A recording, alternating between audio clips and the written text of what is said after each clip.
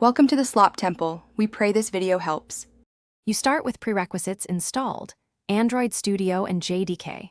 Once done, create a Firebase project and register your Android app using its application ID. Download Google Services, JSON and place it in app/.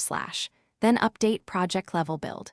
Gradle to apply Google Services plugin and add the Firebase BOM plus the specific dependency you need in module build. Gradle. Make sure to sync Gradle so the dependencies resolve. This gets the app connected and ready for feature integration. Once Gradle syncs, apply the Google Services plugin at the bottom of app build. Gradle and rebuild. You then initialize Firebase explicitly in your application class with Firebase app. Initialize app, so services are usable immediately.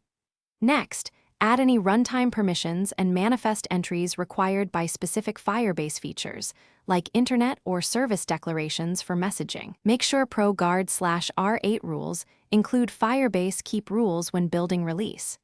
This ties the to finish, run a debug build and exercise the feature you implemented. Then check the Firebase console for app installs, analytics events, or database writes to confirm connectivity.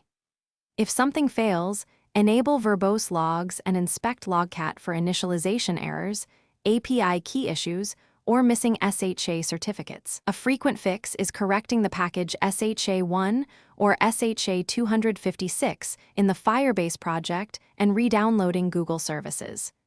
JSON. After replacing it, clean and rebuild. This final step